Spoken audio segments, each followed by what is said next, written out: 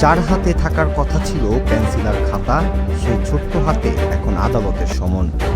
না, এটি কোনো সিনেমার গল্প নয়, বরং নাটোরের গুরুদাসপুরের এক রূঢ় বাস্তবতা।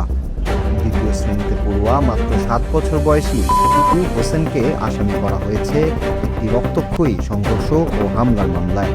সমাজের চোখ কপালে তুলে দেওয়া এই ঘটনায় খোদ আদালত পাড়ায় এখন বইছে আলোচনার ঝড়। প্রশ্ন উঠছে, এ বয়সের একটি শিশু কি করে প্রতিপক্ষকে জখম করার মামলায় আসামি হতে পারে?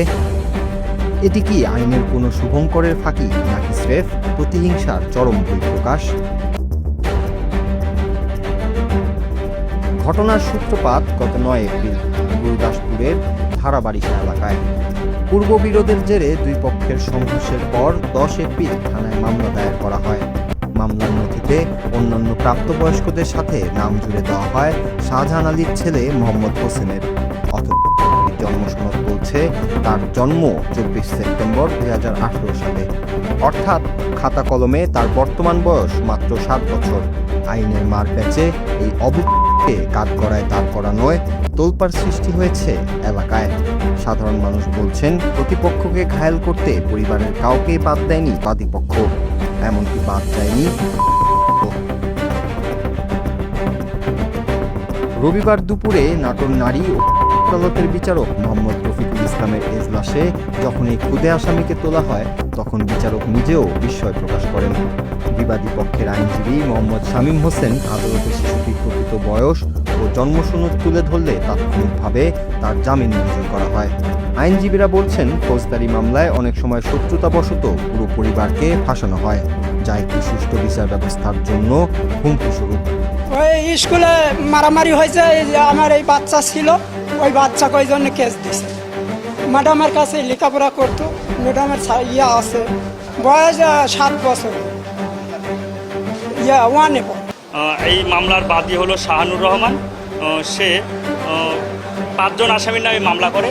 তার মধ্যে এজাহার নামেও 3 নম্বর আসামি, যার নাম হলো হুসেন আলী।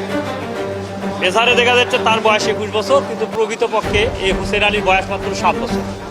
আজকের এই বাদী প্রতিহিংসাবশত আজকের এই ছোট বাচ্চাটাকে আসামি করে, এবং যেখানে সে 21 বছর বয়স দেখায়। আমি বাদীর নাম্বারে ফোন দিয়েছিলাম। আমি যখন তাদের কাছে জিজ্ঞেস করলাম এই বাচ্চার বয়স তো 7 বছর, তখন বলে এই বিষয়ে আমি কিছু বলতে পারবো না, এটা আমরা জানি না।